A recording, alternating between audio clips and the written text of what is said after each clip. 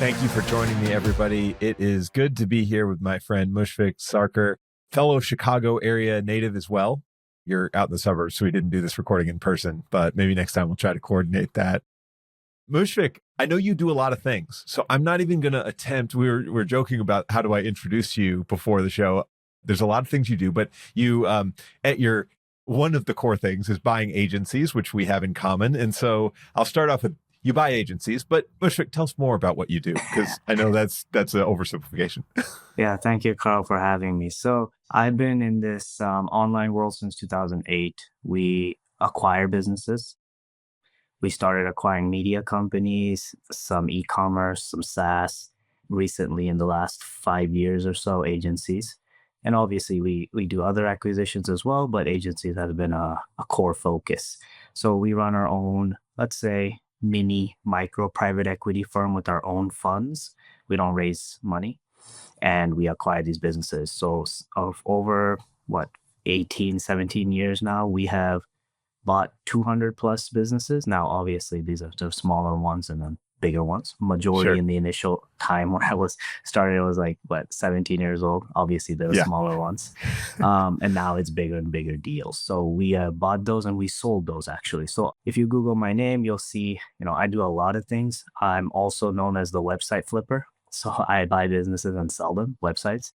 That's how I kind of got my name in the online world. And now as I have aged, I realize that buying something steady is better than the arbitrage opportunity of flipping. So that's where we're getting into nowadays, the last few years. Super cool. Yeah, let's talk about maybe the transition you've made from like buying these little flippable websites into buying more sustainable, lasting businesses. I think that's a really good one. But I'm first going to ask you kind of a fun question, because people ask me a similar question. I have an undergrad in mechanical engineering that I do not and never have really used. You have a PhD in electrical engineering. First of all, good for you, man. That's a friggin' feat. I couldn't do that much school. What I'm curious though, like, why? And I don't mean that in an antagonistic way. I just am curious. And then, what has that done for you, having a PhD? Has it opened any doors, made anything useful, or is it just kind of like, well, it's a nice piece of paper to have? So I tell my wife this pretty frequently, like, why did I do all of that? Right? Because, I was making money online since 2008. And that's when I started my undergrad, right? So I'm 35. And so I did my PhD while I was making more money for my PhD. I did my first job while I was making more money than my first job. So, I did that maybe because I didn't trust the online world very much, even though I was making money from it, right? Or I thought I wanted to enter the VC world, right? Through my electrical engineering PhD. I did my PhD in electric vehicles, so it was a very hot topic. Back then, I thought I was going to enter a few startups. I did. One of them went bankrupt. Another one is still running. So, but, when I was in those startups, I was like, oh my goodness, these CEOs are doing so many wrong things, wasting tons of money, $12 million raise, right? And just wasting, I was like, I could do so much more with this money, right? Because I come from the scrappy world of every dollar can be stretched 10x versus what they're doing. So I got tired of that and just said, okay, I'm going to go full time in this in 2019. So, yeah. Yeah, that's so funny. And I kind of had a similar thing where after college, I was like, well, I want to go join these venture funded startups, because partly I think it's kind of like you, the grass always seemed greener. Like they've got it all figured out. They're able to pull together millions of dollars. Like they must have so much to work with. And I think, to your point, once you get in there, you see that really these CEOs that run these companies are very rarely, very, very inexperienced is usually what it is. It's interesting because if you give an inexperienced person no money and tell them to start a business, they do what you do and I do, which is they scrap and scrape and they figure it out and they make something profitable from day one. If you give them $10 million and say, go run a business, they blow a lot of money real fast. And eventually, hopefully they learn some lessons. And to your point, at least one of them's still in business. So they didn't do nothing, but it is very hard. And honestly, I think it's kind of a unique advantage you have if you've bootstrapped, just, able to look at things that way. But yeah, what's your take? I mean, has it been helpful to you? Absolutely. Too much money is always a problem. More money, more problems is 100% accurate. I remember the first company I worked for, we had, without saying any names or anything, we were in downtown Seattle across the street from Amazon's headquarters, right? Huge rent, unnecessary, but really nice to experience it as an employee, right? But not having to pay the bills. I think it was like $100,000 a month was rent, right? No need for that. We didn't have any physical assets to the business. It was all digital. We could have all worked from our homes or a small co-working space. There's no need for that. So yeah, absolutely. Too much money in the bank. You just don't know what to do with it. You want to spend it because you want to get to the next round. If you don't spend it, then the VCs will ask, why are you coming back for another round? You guys still got a couple $1 million. Use it, right? So it was always that time to spend, obviously grow, but that didn't happen. But time to spend so that your next round is almost empty so that VCs are like, all right, you need the money. It's a weird world. It's a very weird world. And nowadays it's a lot more different. I do follow some of that in the online world. VCs now are looking for profit as well. That was not the case like 5 years ago. So I kind of liken it to in baseball, the sort of money ball mentality of like, it used to be the strategy in VC was go for home runs only, and people that are just swinging for the fences, going for $10 billion ideas. Whereas now I think there's a little bit of a range that VCs are looking at, and some of them are looking for more profitable businesses that have been bootstrapped first, or to a certain point have product market fit before they put money in. And with the cost of building software going down, I think that kind of just makes sense. Like, building a SaaS tool is not nearly as hard and expensive as it was 10 or 15 years ago. right, absolutely, yeah. The moat was at the back in the day, your engineering team. Now, not to discredit a proper engineering team, but 90%, I would say, making up numbers here, of the startups that are getting funded are not cutting edge. They're not OpenAI. They're not Facebook. They're not those things that are revolutionary. They're literally just another widget, or another little incremental thing that improves something, right? And so it's not, it doesn't need cutting edge software or cutting edge coding. It just needs it to work. So yeah, I think all these AI tools are just revolutionizing everything. So yeah, I think we're talking too much about VC world. Let's get into what we do. Yeah, what we actually know. That's a good point. So I want to go back to something that has always resonated with me with your story is you've kind of treated these like, well, at least now in hindsight, you got a lot of reps in. Like you mentioned, you bought a lot of little companies, and yeah, sure, these were little like $5,000-$10,000 acquisitions, like very small type things, I imagine at points. But at the same time, like, getting reps in is really important. Talk to me about some of those early acquisitions and how you kind of went about it and what you picked up as you started doing more and more of them. Like, what have you learned about those small acquisitions? Yeah, repetitions and anything is really important nowadays. Like, I can see something, a listing or a somebody explaining some business to me. I can just tell this is not going to work, or the economics aren't there without even looking at the P&L. Right? It's just that intuition. I call it the sniff test. It's my 5 minute sniff test. I can tell, right? And that's something that obviously since 2008 I've honed down, because I bought a variety of businesses in the online world, right? If it's not just agencies, it's just pretty much anything that has to do with bringing people top of funnel to your website or, whatever platform, and then making them a customer of some sort. And that varies depending on the business model. So yeah, repetition is key. And, I do see a lot of buyers now getting into it. There's a big push for holding companies, right? I mean, I had a holding company in 2008. It's just an LLC, right? Yeah. At the end of the day. So those fancy terms, right? But yeah, a lot of people getting into holding company, they're going to quit their job and do all of that. Yeah, don't quit your job. I kept my job for a long time because I wanted stability, right? And then Yeah. now it doesn't matter. I didn't need the job. So I had a job for 10 plus years, right? So and if I was able to do that with, I had at 1.17 different businesses generating revenue, right? And so I was managing that with an offshore team and have a full-time job, and everything else life as well. So if I can do it, you can do it with one company. People are buying one company. Let's talk about that. So you make this sound so easy. I don't think it is, but I think you're a little unique in that you must have some strengths that allow you to do this better than most people. And so I'm going to kind of like put a, kind of recognize you a little bit here. And I want to hear what you think those are. Like, what allows you to have that many businesses and have any sense of clarity of what's going on in them and keep them running? And especially, these are all like, I know they're small. I know the P&Ls are complicated, but like, there's a lot of just things to think about, right? Like, my brain doesn't feel like it can hold all that. Yeah, good question. And I don't think I'm doing it the correct way. All right. So I have always preferred diversity in revenue, or diversity in revenue sources versus optimal revenue, right? And let me explain that. The concept of focus on one thing or two things, right? Not more than that, right? I think that works for a lot of people. It doesn't work for me. So I think, yes, if I just sold everything and just focused on two of my companies, which is one of my main agencies, and another one is my M&A firm, right? My consulting agency. I think I could probably, grow those significantly.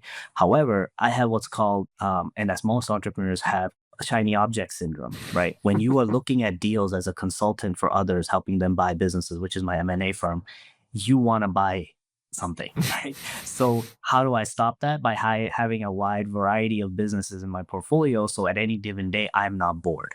Now, how do I manage this? I'm not, obviously, as I was alluding to, if you focus on a few things, you'll do it better. I'm obviously focusing on a lot of things. So I'm not doing any one business the best, right?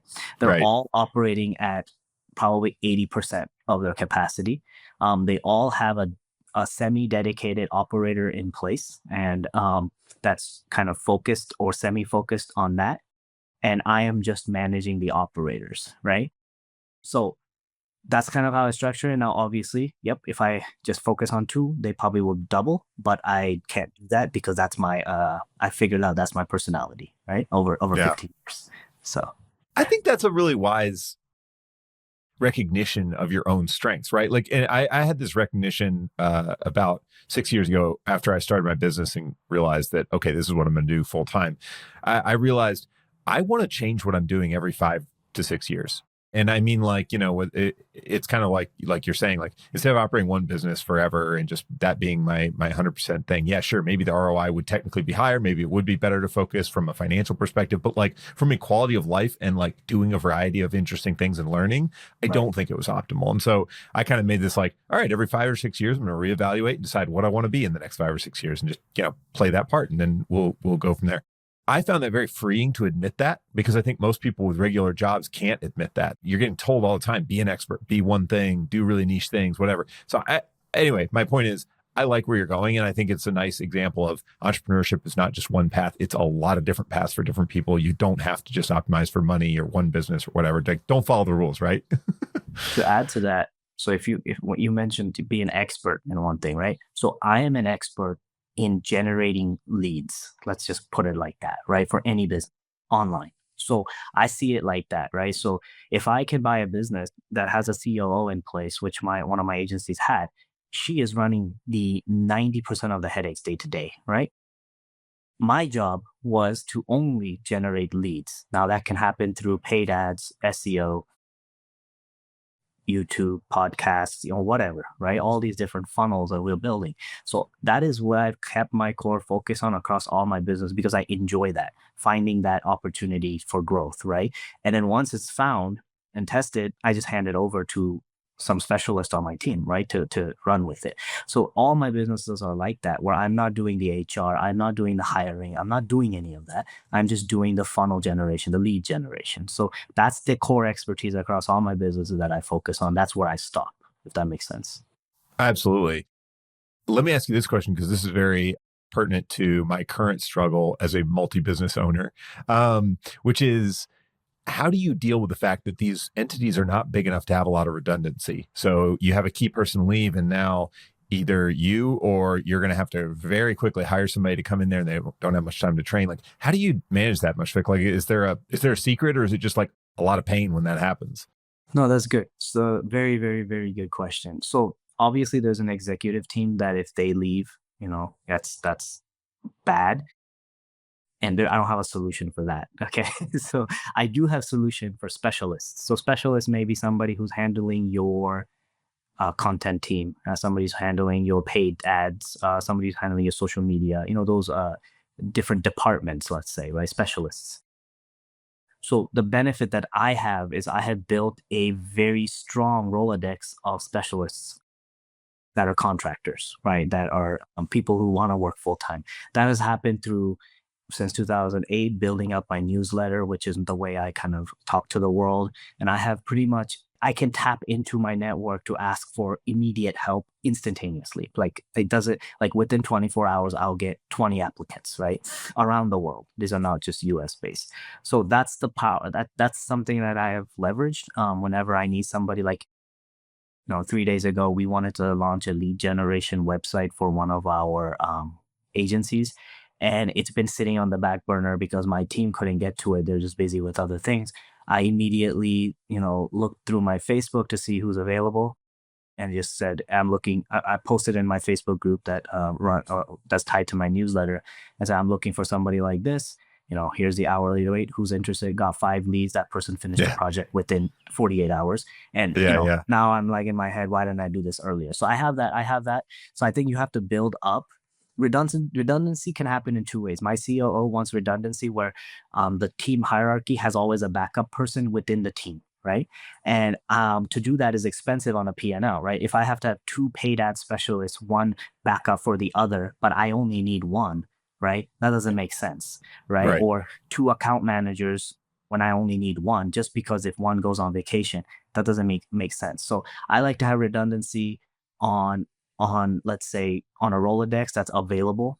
And I can just hire on by the hour and pay them a premium just to get the work done immediately rather than having them on a P&L. Yeah, that is not how I'm going to scale this agency to like $20 million or something crazy. That's just what doesn't work like that. But for this 80% rule that I follow, where everything is working at 80%, it works nicely, right? Yeah.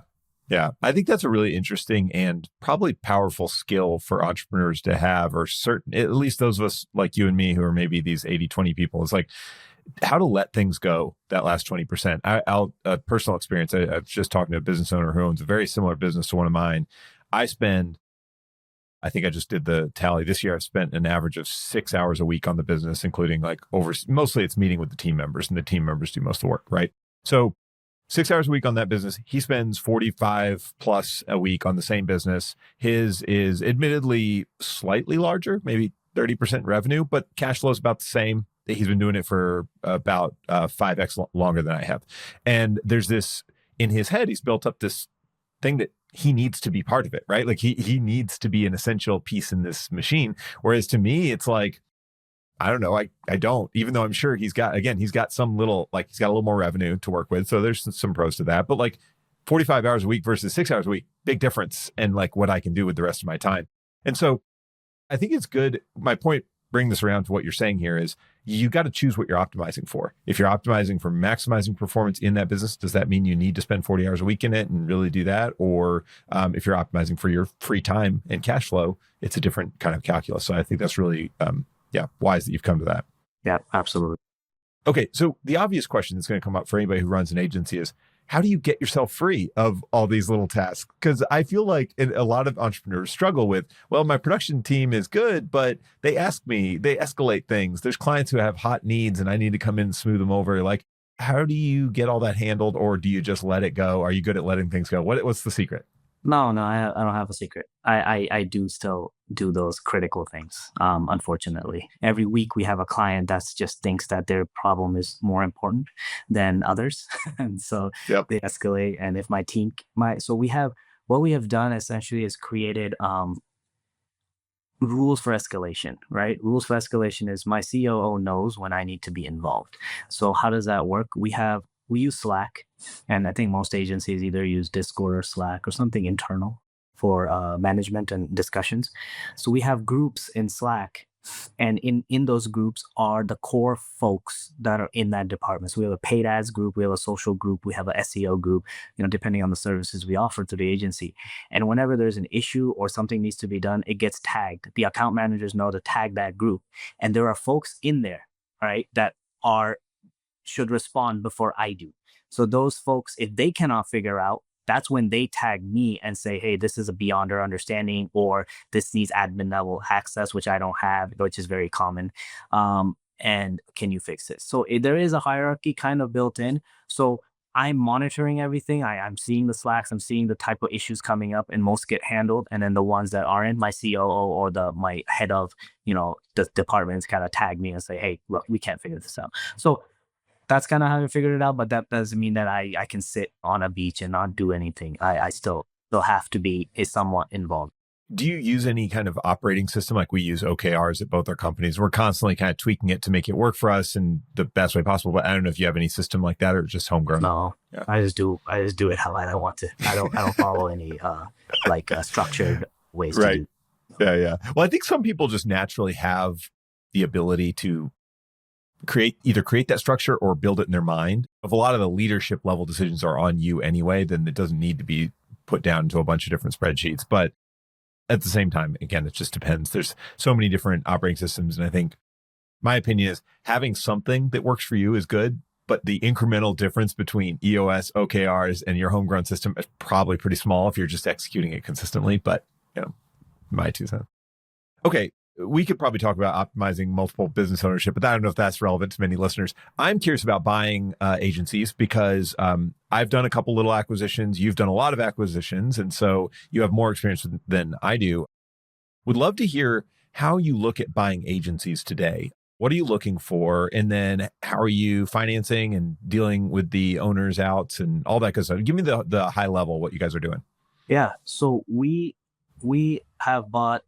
bought one last week, actually. So I was going to ask about that. I wasn't sure if it was like all public and buttoned up yet, but I am a pretty public person. I haven't announced it yet, but because there's a difference between the type of agencies we buy. So we have 2 categories. We have the core agencies that have a team in place, high revenue, and then we buy agencies that are dead.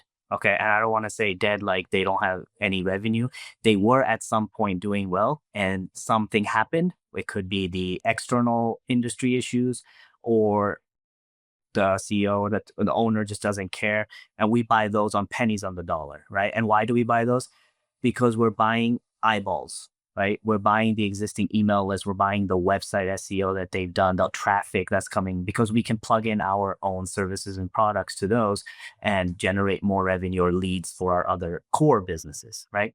So in the last year or 2, we bought probably 3 or 4 of these tack-on agency. They're really small. This is coming back to the days of the scrappy Mushfiq, right, of 2008. Like, I'm buying these smaller ones because of the eyeballs, because I know eyeballs are expensive. I've been in this industry for a long, long time.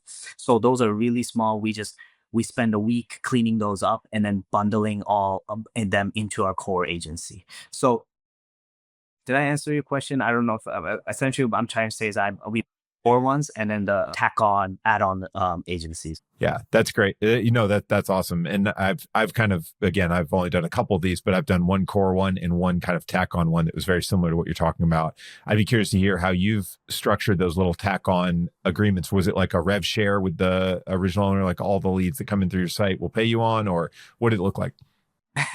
So interesting story. The one we bought last week, we were actually, so this was a content agency that was probably one of the biggest ones pre-AI. So 7 years ago, it was really big. And then AI came and kind of destroyed it because it was kind of run-of-the-mill content. It wasn't like expert content like what you're doing at Draft Dev, right? It was more like just published content for the sake of publishing content.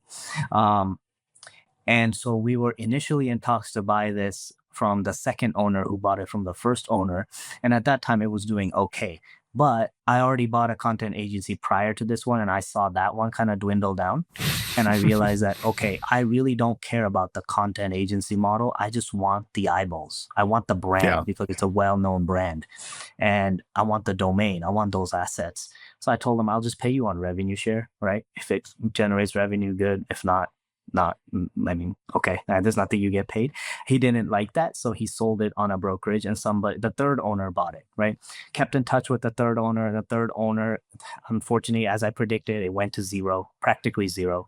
Wow. And I gave the third owner a very, very small amount of money, just for the the assets, and then we took it over. So those are the ones that I'm looking for that just go to zero. And essentially I just do that one was full cash, very small amount. The other ones we've done has been just, I put no cash down up front and I'm doing revenue share, either like a percentage of revenue monthly if that's a steady business, right, or more or less steady, and then until you're paid back a valuation. That's another one. Another one we have done is just the person wasn't interested in rev share. They just wanted a fixed monthly payment and they're willing to take a much lower valuation. So how I kind of structure it in the negotiation process, I put a valuation on this, and it's not a market valuation. This is a valuation for a very distressed asset. I don't recommend people doing this if you don't know what you're doing, right? You got to have a game plan. This is a distressed asset. It's like in real estate, you're going in and buying that home that's boarded up, but in the name, right? If you don't know what you're doing, you're just going to lose money. So this is very advanced. So we structure a deal and say, look, your valuation is this. Are we in the same ballpark? And oftentimes these owners are just fed up, right? They just want to do They're something just desperate to get rid of it. Yeah. And I am one of those people in the industry where I might be ruthless. Like, I will not pay market valuation for anything. And I have that flexibility because I have a strong deal flow network, right? Well, and there aren't people buying distressed agencies for any more money. I mean, like you're saying, below market value. Look, my argument would be, if your agency has fallen below $500,000 in revenue and it's on the decline, there's no market value. Like, in other words, people aren't buying these. So, like, to be fair, I think you're giving anything is market value, to be perfectly honest. Like, I don't think this is taking advantage. It's just like, look, you either got to go rebuild that business or you got to let it go for nothing, because that's what it's worth now. Right. Yeah. So to shorten this is essentially rev share, fixed payment, fixed monthly payments, but a substantially lower valuation. So we put a valuation on it, right? And then we say, look, we'll do rev share until you get that paid out. If there is no rev, I'm sorry, right? And they're like, no, I don't trust the business. They're in their mind, they're like, this is gonna go to zero. I know it's gonna go to zero. They know it's gonna go to zero, but it's a negotiation until both people accept it's gonna go to zero, right? And then they'll say, no, I just want a fixed monthly payment. Like, okay, I'll give you 50% of that valuation today on a fixed monthly payment over 12 months, 24 months, or whatever. And sometimes they're happy with that. I strive on that. I love that, right? That just gets me excited to do those. But then we have on the core agencies, right? We on those, we don't buy anything that's less than 1 million in top line revenue. We have realized that with agencies, the lower the revenue, there's not enough there left over after you put a proper team in place. You'll see many agencies, right? Couple 100,000. The SDE is like 80% of that. I'm like, yeah, because the owner does everything, right? Yeah, we know what that looks like. It cracks me up when you see these like passive agency, 80% net margins and 200K in revenue. I'm like, I'm not buying this guy's job. Like that's the dumbest thing ever, right? Yeah. So the main agency that we bought was 1.2 million in revenue. Yeah. It's a law firm, a marketing agency, full service, and the net margins at the time, because I would say it was not run properly, was like 10%, right? Yeah. Now we're at like 40-50% because I know how to structure a P&L that's operationally good, right? It was is heavy with bloat. So I'm looking for agencies like that are high revenue, and I'm self-funded, SBA loans or my own line of credits or my own cash, so I don't raise money. So I have a max, right, $1 to $2 million in top line revenue, and I'm looking for businesses that have very small net margins to begin with. So I'm looking at operational efficiency in the P&L, because I know I can get in there within 6 months, even quicker, couple months, restructure that P&L. There's going to be headaches, but I can restructure that P&L to unlock that profit that the previous seller was maybe running the business as a traditional company, whereas I'm going to run the business as a online business, which is low quality labor, low amount of people on staff, hourly contractors to fixed fee salaries, but all folks from experts from abroad. Like I have Eastern European team and South Asian team, South African team. These guys are the top of the top in those countries and in the world, but they don't demand the crazy salaries that we get in the US or in the first world countries. So yeah, so I'm looking for that with low net margin because I can buy that business on a multiple of the profit that is today. And then boom, I can in 6 months triple the profit. I was going to say this is really smart and also maybe a lesson for agency owners that are out there operating on these like tight 5 to 15% margins where, we talk on this show a fair bit about benchmarks for agencies. And of course, there's a lot of range here. But, if you're not able to consistently get 20% net margins, you're either in an industry that is too price constrained and it's probably like either time to figure out a way to pivot it, or you're bloated, like you mentioned, like there's too many things that are on your P&L that should go cheaper or else it just isn't viable. And to your point, like basically buying an agency that's running at 10% margins and typical in these small agencies is going to be something like a 3x multiple on that 10% margin. So again, let's say they're making $100K a year in SDE and you buy it for 3x multiple. So you've bought this business for roughly 300K. Now you can go double that margin very quickly. Your investment is now essentially doubled. I mean, it's not a very liquid investment, but it's certainly, much more valuable once it hits that 20%, 30% net margin. And you can either operate that and get nice cash flow or try to sell it or merge it into something else you got. So love it. Well, let's caveat because your audience. We make it sound easy, right? Yeah. So steps here. You have to understand labor salaries, right? The salary expectations of folks, because if you're going to do P&L optimization, an agency is mostly cost of goods on labor, right? Cost of labor. And if you want to do optimization on that, you got to know if you're paying somebody 100,000.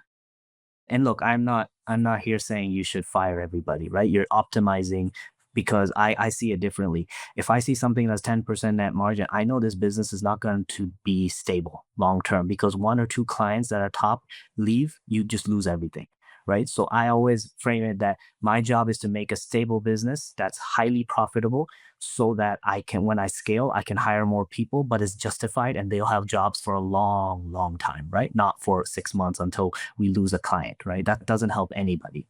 So with this P&L optimization, you're doing cost of labor analysis. So you got to understand if you're going to let people go, who are you going to hire to replace that's cheaper? So you have to have an understanding of where in the world is the quality labor that's at quality prices and know how to get those folks because that's what you're doing. You're switching out somebody who's expensive for somebody who is cheaper and more quality. So you got to know how to do that, right? And you have to know how to do that quickly. This can't happen over 3 years because you're going to lose, you have churn on an agency, right? This really has to be like, this is like in the private equity world where they take over a company and just, strip it down. I can't remember the name, but yeah, so it's very, very fast and you have no time to think and make decisions like, oh, let me figure this out over time. No, you got to really cut it down quickly. Yeah, super interesting. You're taking kind of a novel approach because you're doing it on these very small companies, which most, we've talked about private equity a couple of times. Private equity doesn't really touch things this small because it's not worth their time. They don't want to actually be operators, like lots of reasons. But you and I, people like us who are kind of small timers, we're willing to take these little rough around the edges deals that we think there might be a chance for us to shave it into shape. And so it's fun. It's interesting. When you talk to agency owners, what are some of the things that, they say they want to sell their business. They don't want to go in a fire sale, right? Like that's the worst case scenario. We'll kind of put those guys on the side. They want to sell it to you for a fair multiple and get some cash at close and all that. What are some of the things that agency owners can do to look attractive to you besides, like we've already talked about, like kind of margins with room for improvement? That's something you're looking for. But like, what else can agency owners have in place or kind of be doing to make it more attractive and something worth buying? Yeah. So what we look for is diversified revenue. So one client cannot be a majority or a couple clients cannot be a majority. So, and that doesn't mean go and sign up small retainer clients just for the sake of diversifying your clientele, right? So, the one I bought had 75 clients. So, large number of clients all paying market or above rates, and one or two clients paying a significant amount because of their workload, something like that. Like that kind of diversified structure is what I'm looking for. High revenue is what I'm looking for. Profit, yeah, from the seller's perspective, profit dictates valuation. But from a buyer's perspective, obviously you want to see that profit, but you want to also see that high revenue, right? That we alluded to that. What else can they do? If your agency is $1 million or more in revenue, you should have a semi-executive team in place. Yeah, of course, it's owner managed, and that's absolutely okay. But if you're an owner and under your hierarchy is head of departments or specialists, right? And you don't have like a COO or somebody who is handling the day to day kind of work, then that is not a sellable. That's just going to cause two jobs because you're not only going to sell it to somebody who's going to be the CEO, but also handling all the vacation policies, all the HR, all that stuff, which is, nobody wants to do that. So you got to have somebody there. That's at least from, and I'm explaining this as a proper buyer, right? There's a lot of folks here who want to buy an agency who are still learning, but these are the red flags you can kind of capture. And you can always, if you still like an agency, but they're asking for market multiples and they don't have an executive team in place, these are the things you point out when you're negotiating and say, look, I don't want two jobs. If you want to sell to Right. me, your valuation got cut by a half X or 1X, right? And Yep. this is the true value because I have to go and hire somebody. I like niche agencies. And let me explain that. I like agencies focused on a specific industry and dedicated to that industry, right? I don't like agencies that have, and you'll see a lot of broker descriptions that show, oh, diversified industries, a lot of it. I get it. I understand, in a sense that if one industry dies, you have another one. But I mean, think about that. You're focusing on so many industries, and if you're doing an SEO a strategy of getting more leads through SEO or paid ads, which industry are you going to focus on? You're going to spend your money. You have limited budget for marketing internally to grow your agency. You're going to spread that across 5 industries. That's crazy. So I like niche agency. Hence, we bought a law firm marketing agency. It's only law firms, nothing else. I know I have a friend that bought a dental marketing agency, right? These are really focused. They have credibility in the industry that they get referrals because they're specialists in that. So that is what we're looking for. So high level is those couple of things that at least gives us an initial interest, and then we're digging deeper later. Yeah. It cracks me up when I see those listings where it's like a $1 million top line agency and it does 30 different services for 10 different industries. And I'm like, what? So this is like a freelancer who will do anything and a few people that help him do anything, it just feels like going in to try to run that business is like, basically, what am I going to, I got to become a Swiss Army knife. And not only do I have like the job of like selling this to other clients and retaining clients, I now have to figure out 30 different offerings that we have for different industries. Like, oh, brutal. It's a nightmare. And another thing you didn't say directly, but I've found very useful in the acquisitions I've done so far is long-term revenue, or at least like clients that tend to have a recurring relationship. Sometimes it's not contractually bound. Sometimes, it's like technically they're billed month to month. But when you see in their history that for 2 years they've had these same core 10 clients, and then there's been a handful that have come and gone, that's to me better than saying like every 6 months they have to pick up a whole new client base and, everybody churns. So that's probably the only thing I would add to your list is like, if you've got a business like that, it's a lot more attractive to a buyer. Yeah, absolutely. And when I say agency, I should probably say retainer based agencies. I'm not talking about one-off service agencies. I just don't even look at those, right? I have a few of those in my portfolio that I built from scratch, right? It's great when you build it from scratch. If you have like a following or a newsletter and you're offering one-off services like SEO services or content services that are not recurring, they're just packaged and they're one time. I have those. I don't buy those because I don't know what the next deal is going to look like, right? Or the next revenue, where is it going to come from? Who knows, right? But it's great if you're starting those from scratch to learn, and then you can go and acquire retainer-based agencies. Obviously, retainer-based agencies get that 3, 4, 5x multiple, and one-off service-based agencies get 1x, maybe, right? Yep. So, but also don't recommend that for newcomers. Yeah. That's a good point. And I think this is something maybe to point out to people who are, if you're brand new and just getting started, don't let perfect company stand in the way of just getting something going. And I think Mushfiq and I would probably both agree, like the things we did early on in our entrepreneurial journeys were in hindsight, not the best, not optimal, but like you learn from them, right? Like, I don't know. Do you have any good stories about screwing things up royally in the first few years there? You're 17. I'm sure you screwed all sorts of stuff up. Yeah, I mean, yeah, I can't. I bought website stuff that died the next day. I mean, things like that. That's pretty bad. And there was a different risk tolerance back then. There was a lot of, so I come from a world that's my core expertise is SEO, right? Like that's what I have learned since 2008, right? There's a lot of things that have changed in the SEO Google world, right? I've gone from days where you can publish anything on the web and within a week you're number one to now, which is much, much harder, right? And I like it. I like that. It should be much, much harder because that's what agency own clients are paying me for, right? To get them to top positions. And if it's easy for everybody, I'm not very valuable. So I've seen a lot of things. But yeah, I've seen things go to zero overnight. Because we run an M&A firm, right? We help people buy websites and businesses. I have seen folks who don't use due diligence, who haven't done due diligence or hired a due diligence expert when they're buying a business. And I have seen those websites go to zero within 6 months, literally. And I'm like, what are you doing? If you hired anybody who's an expert in the industry to look at it, they'll tell you within one report or just a call that this is not long term, right? So these things I have seen secondhand, not firsthand. I won't see it firsthand because I know all the issues, luckily now. But I have seen people lose millions of dollars. I'm not even lying. Oh, This is the yeah. extent of you, whoever's on this call. If you're buying anything, agency, SaaS, e-commerce, content, website, media, whatever, you've got to have due diligence. Either you do it Yeah. or hire somebody. And I think this is an interesting point. I'm involved in, and you probably touched this circle too, the search fund circle of entrepreneurs and people doing entrepreneurship through acquisition. I'm actually having Will Smith, who does Acquiring Minds podcast on this show in the next couple of weeks. But anyway, with that community, the traditional wisdom is go bigger because the business is more resilient and has more cash flow to work with.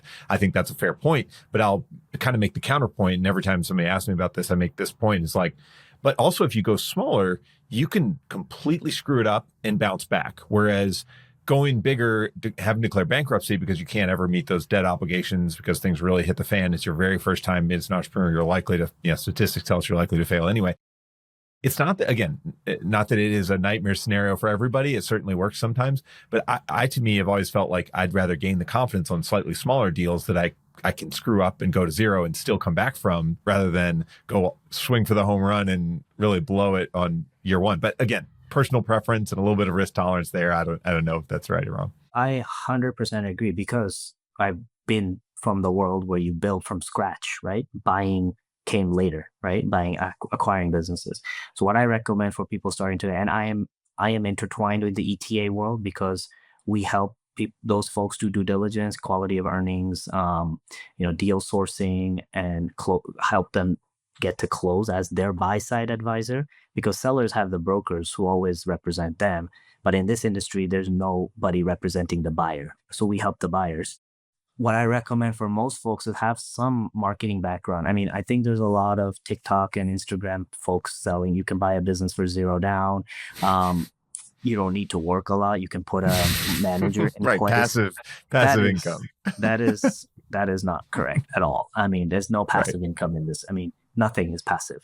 So what I recommend for folks who have money or can get an SBA loan is to first have an understanding of the online world, which is either start something from scratch. Even if it fails, it does not matter. Start a website, start an e-commerce business, start something. It doesn't have to be even related to the business you want to buy. Just start something, test it, play with it for a year. Simultaneously, you can either build from scratch or go acquire something for maybe $100,000, $200,000, something small, 10% to 20% of the scale that you were going to buy with loans and all that stuff, and use that as a testing ground. Either build from scratch and use that as a testing ground, or buy something small and use that as a testing ground, right? And then 1 to 2 years later, use an SBA loan or your self-funded search or whatever you want to do, and then go buy that bigger business. Now you're more equipped because you can hire me as my firm or any other firm for buy-side advisory, right? And I'm looking at it, I'm going to do my best to catch the red flags and tell you what this business is and how stable it is. But right after close, I'm not available anymore. It's just you, right? You and the seller and the employees of that business. And if you don't know how to run it, you don't know what to do next, the business is just going to die. So you got to have some understanding of it. It's not like going and buying a restaurant where everybody knows what a restaurant needs to do, right? I mean, at a high level, right? Or a plumbing business, you kind of know, what needs to happen next, or all those things. That physical world is very different than the online world. Yeah, super interesting. Mushfiq, the last question I have for you, I ask everybody because I'm a big reader. I know you have a young daughter, so you're maybe not reading as much as you were, but any books you've read in the last year or two that have helped kind of shape or influence you? What's top of your reading list? I'll be 100% honest. I don't read books. Oh no, none. Oh my gosh, Charlie Munger no, would be disappointed. no. He always says reading's such a big thing. Yeah, I know it is. And look, I've done higher education and gone through pretty much everything, and I have lost the interest in reading. That's funny. I mean, just because reading journal papers and all that to put my dissertation and PhD papers. Are you a podcast listener or any other media? How do you get your outside influence? I listen to podcasts or YouTube videos. That's majority what I don't read news. I'm on Twitter looking at things there. So yeah, mostly on the socials to get my information. Yeah, cool. Well, Mushfiq, this has been great. Thanks again for sharing both the your insights on being a buyer, but also what it takes to get your business to a point where it could be sold and not just in a fire sale. I think anybody listening, it's like our goal as agency owners is to build lasting value and cash flow, and both for ourselves while we're operating, and then potentially for the acquirers when we exit. And so this has been really helpful to get your insights. We'll put links to your LinkedIn and a little bit of web acquisitions website and anywhere else you want for people to follow up. But thanks again for coming on, Mushfiq. This has been great. Thank you, Carl. Appreciate it. Thank you for watching this episode of Retain Trust. If you like this one, give it a thumbs up and subscribe on YouTube. It takes 2 seconds and it helps others find out about the show. And if you have questions or suggestions for a future episode, leave a comment. See you next time.